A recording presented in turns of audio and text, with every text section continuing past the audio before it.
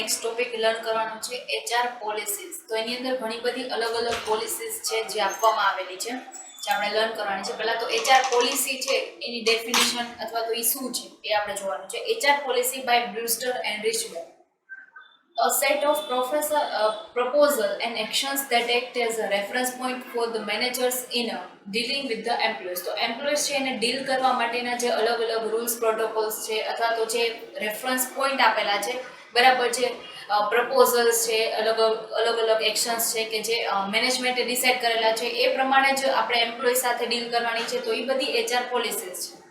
For example, to provide equal employment opportunities to the people of minority sections. હવે labour level management ઉપર જે work કરતા હોય એના કરતાં થોડાક ઓછા, તો બધાને ઓપોર્ચ્યુનિટી માટેની જે મીન્સ કે ઓપોર્ચ્યુનિટી બધાને છે એ બધાને સેમ હોવી જોઈએ, બરાબર છે.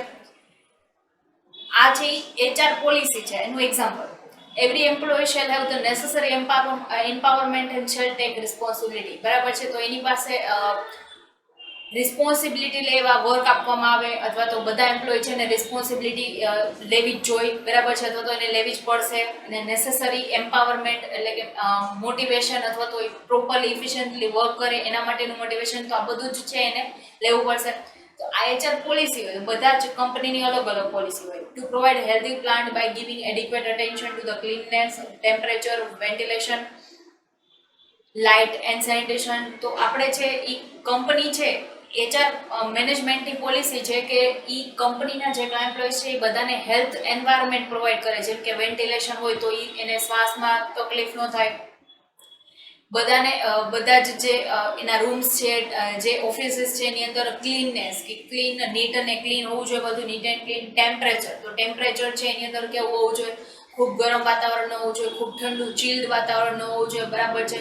લાઇટ્સ કેવી હોવી જોઈએ, તો એકદમ આમ ડીમ લાઇટ હોય તો પ્રોપરલી વાંચી ન શકે તો ચશ્મા આવી જાય, બરાબર છે, નંબર આવી જાય, આંખમાં જોવામાં તકલીફ પડે. તો આ બધું જ છે એ પ્રોપર હોવું જોઈએ. એકદમ વધારે લાઇટ ન હોવું જોઈએ, એકદમ ઓછી લાઇટ પણ ન હોવી જોઈએ, પ્રોપર મેન્ટેન થવું જોઈએ. તો આ હેલ્થ એન્વાયરમેન્ટ પ્રોવાઈડ કરવાની એચઆર પોલિસી હોય. આ બધી અલગ અલગ પોલિસીસના એક્ઝામ્પલ છે.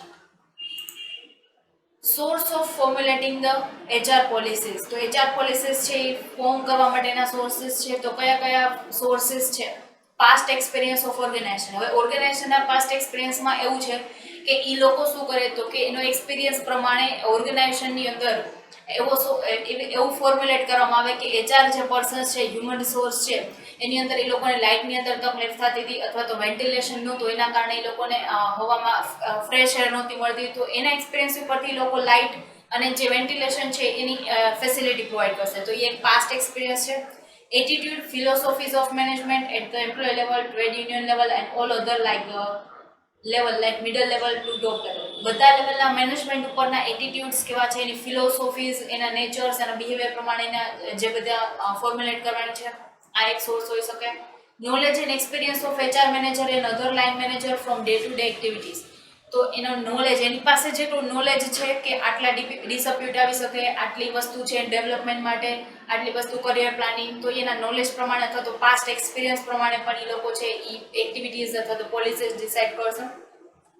Prevailing HR practices in other organization in same region, state, country or world or in a rival companies. તો બની શકે અમુક એમ્પ્લોઈઝ એવા છે કે જે રાઇવલ કંપનીઝમાં વર્ક કરતા હતા અથવા તો બીજી કંપનીમાં વર્ક કરતા હતા, જે અત્યારે અહીંયા કરે છે, તો ત્યાંની ફેસિલિટીઝ છે એના સજેશન્સ આપે, એવા એ પ્રેક્ટિસીસ છે એ પ્રિવેલ કરે, બરાબર છે. તો એ પણ સોર્સ હોઈ શકે છે. ઓર્ગેનાઇઝેશનલ પોલિસીસ, તો ઓર્ગેનાઇઝેશનની પોલિસીને સેટ થાય એ પ્રમાણેના. Attitude and philosophy of founder of the organization. ઓર્ગેનાઇઝેશનના ફાઉન્ડર કોણ હતા આ ફિલોસોફીના, તો એની પાસે તમે સજેશન લઈ શકો. Implied policy constituted by actions of higher level manager. તો હાયર લેવલ મેનેજર છે એના એક્શન્સ છે એ કન્સ્ટિટ્યુટ કરી અને પોલિસી છે એ ઇમ્પ્લાય કરવામાં આવે. તો આ એક સોર્સ હોઈ શકે. નેક્સ્ટ છે objectives of the HR policies. To ensure that the adequate, competent and trained personnel at all the levels are available to the organization. બરાબર છે. તો આપણને HRM છે એ શું કામ કન્સ્ટિટ્યુટ કરવામાં આવે, તો એનું મેઇન રીઝન છે કે આપણને એડિક્વેટ, એફિશિયન્ટ બધા લોકો મળી જાય, કોમ્પિટન્ટ હોય કે જે આપણા વર્ક માટે સુટેબલ છે, ટ્રેન્ડ પર્સન્સ છે એ મળે. નેક્સ્ટ છે to provide an atmosphere where employees can perform their duties effectively and willingly and develop the sense of unity with the organisation. તો એને છે એટમોસ્ફિયર પ્રોવાઈડ કરવામાં આવે કે જેનાથી પ્રોપર વર્ક કરી શકે અથવા તો એની ડ્યુટી છે એ ઇફિશિયન્ટલી પરફોર્મ કરી શકે અને એ જે વર્ક કરે છે બરાબર છે એની જે એફિશિયન્સી ઓપ્ટિમમ યુટિલાઇઝેશન થાય. To provide the creative sense of responsibility and adopt the humanitarian approach while dealing with the human resources and also to guarantee the protection of dignity and fundamental rights to the rights of the employee. તો એમ્પ્લોયને છે એના rights છે આપવામાં આવે જેમ કે employ પાર્ટિસિપેશન્સ છે અથવા તો એમ્પ્લોયને એના બેનિફિટ્સ આપવામાં આવે બરાબર છે. એમ્પ્લોય હોવાના બેનિફિટ્સ જેમ કે કોઈ મોલની અંદર વર્ક કરે છે તો એ મોલની અંદર એને એમ્પ્લોય કાર્ડ છે એના થ્રુ એને શોપિંગ કરે તો એને ઓછા રેટ ઉપર આપવામાં આવે. આ બધા રાઇટ્સ છે અને એને બધા જે મિટિંગ્સ છે બધું છે એની અંદર ઇક્વલ પાર્ટ આપવામાં આવે. એની ડિગ્નિટી કે જે એ લેવલ ઉપર છે એને ડિગ્નિટી મળી રહે, રિસ્પેક્ટ મળે બરાબર છે. તો આ એક સેન્સ ઓફ રિસ્પોન્સિબિલિટી એને પ્રોવાઈડ કરવામાં આવશે. To establish the conditions of mutual trust, understanding and cooperation between the people who work and people who manage. તો જે લોકો ટોપ મેનેજમેન્ટ ઉપર છે અથવા તો જે લોકો વર્ક કરે છે તો એ બે વચ્ચે છે કોઓર્ડિનેશન, કમ્યુનિકેશન હોવું જોઈએ, કોઓપરેશન હોવું જોઈએ બરાબર. એકબીજા ઉપર ટ્રસ્ટ હશે તો જ વર્ક થશે કે ટોપ લેવલ મેનેજમેન્ટ એના એમ્પ્લોય ઉપર ટ્રસ્ટ કરશે કે નહીં વર્ક કરી શકશે તો વર્ક થશે અને એમ્પ્લોય એના ઉપર રાખવું જોઈએ કે એના ગ્રોથ ડેવલપમેન્ટ માટે એ વર્ક કરશે, એને પ્રોપર સેલેરી આપવામાં આવશે બરાબર છે. તો આ જે બે વચ્ચેનું કોઓપરેશન છે એ હશે તો એ જે ડેવલપ કરવાનું વર્ક છે એ કોનું છે તો કે HR મેનેજર અથવા તો HR પોલિસી થ્રુ થશે. To create the conditions for optimum utilization and development of the human resources for their personal as well as the organizational benefit. તો પર્સનલ ગ્રોથ થવો જોઈએ as well as the organizational growth બેયને benefit થાય એ પ્રકારની policies છે એ frame કરવામાં આવશે જેનાથી કન્ડિશન્સ એવી ક્રિએટ કરવામાં આવશે કે જે બેયનું છે એ ઓપ્ટિમમ યુટિલાઇઝેશન થાય, કોઈ વેસ્ટેજ ન થાય જેનાથી કોસ્ટ છે એ વધારે ન આવે. નેક્સ્ટ છે characteristics of sound HR policies. તો સાઉન્ડ HR પોલિસીસ છે એના કેરેક્ટરિસ્ટિક્સ કયા કયા હોઈ શકે બરાબર છે. તો કેરેક્ટરિસ્ટિક્સ આપણે જોવાના છે.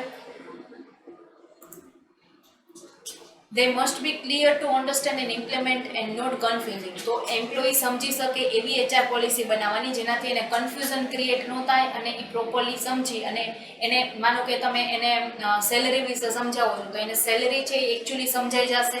કારણ કે ઘણા બધા લોકો એવા મોસ્ટ ઓફ પીપલ એવા હોય છે કે જેની સેલરી ઉપર જ એની બધી નેસેસિટી ડિપેન્ડ્સ હોય તો એ સેલરી છે એવી હોવી જોઈએ કે સામેવાળાને સમજાઈ શકે, ઇઝીલી સમજાઈ શકે બરાબર છે.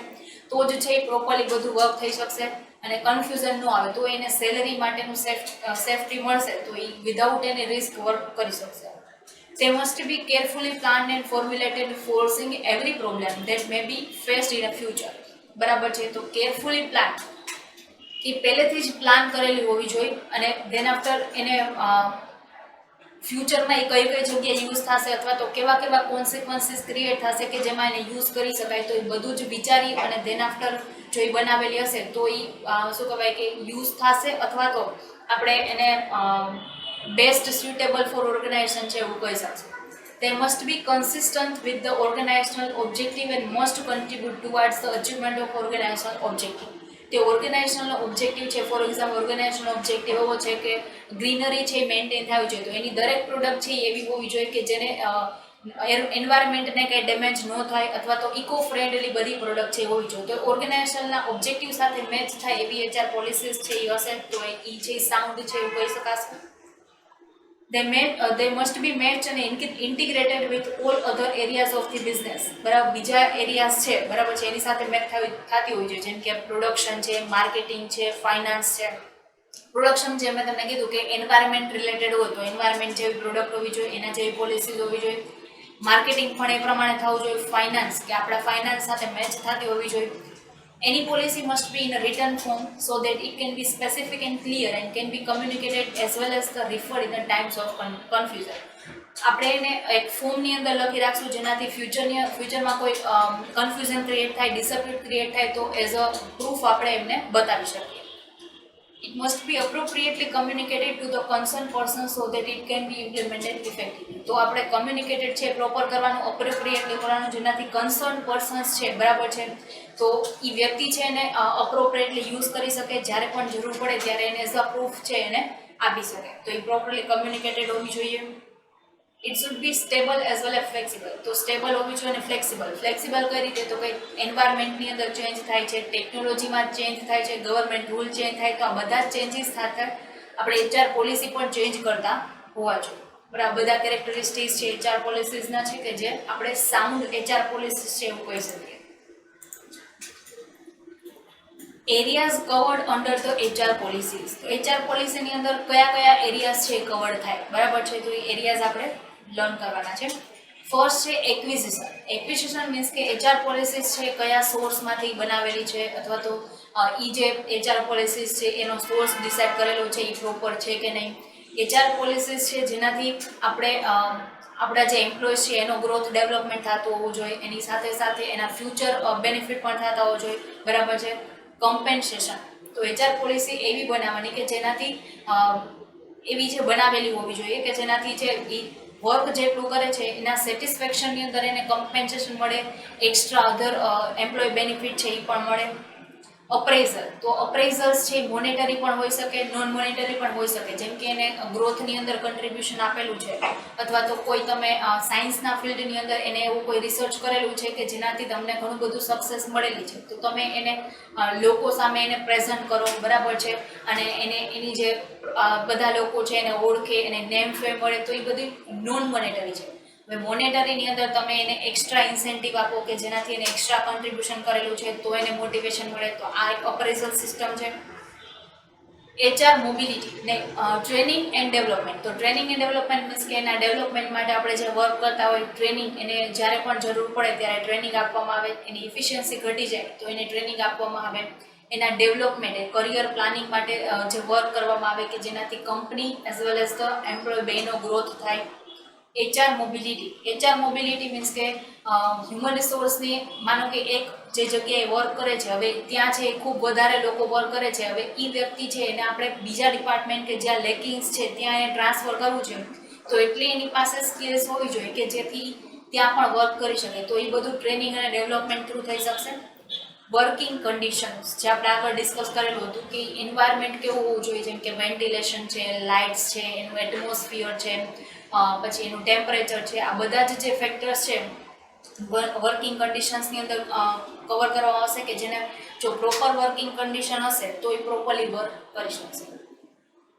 Industrial relation. તો એના ઇન્ડસ્ટ્રીયલ રિલેશન્સ છે એ સારા હોવા જેનાથી ડિસપ્યુટ થવાના ચાન્સીસ ખૂબ ઓછા રહેશે, પ્રોડક્શન ચેઇન છે એ બ્રેક થવાના ચાન્સીસ ઓછા રહેશે.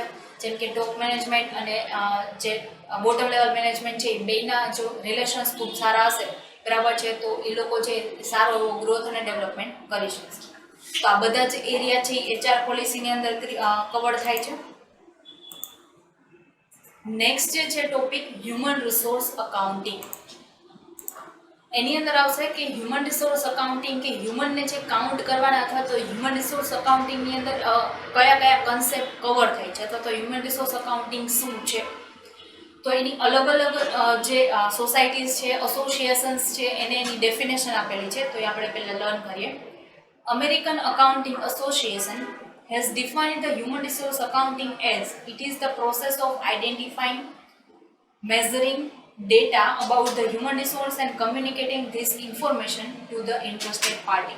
જેમ કે હ્યુમન રિસોર્સિસ છે એની ઇન્ટરેસ્ટેડ પાર્ટી કોણ હોઈ શકે, તો કે હ્યુમન રિસોર્સ મેન્ટેન થાય છે કે નહીં, અથવા તો એ છે એક તો લેબર યુનિયન હોઈ શકે, બરાબર છે. તો લેબર યુનિયન શું કરે, તો આ બધા જ જે ડેટા છે એની પાસેથી લેશે, જેનાથી એને ખ્યાલ આવે કે એની અંદર જે લેબર વર્ક કરે છે અથવા તો એમ્પ્લોય વર્ક કરે છે એના જે પોલિસીસ છે એ પ્રોપરલી મેન્ટેન થાય છે, અથવા તો એને કોઈ છે એ ડેમેજ કરવામાં નથી આવતું, એક્સપ્લોઇટ કરવામાં નથી આવતું.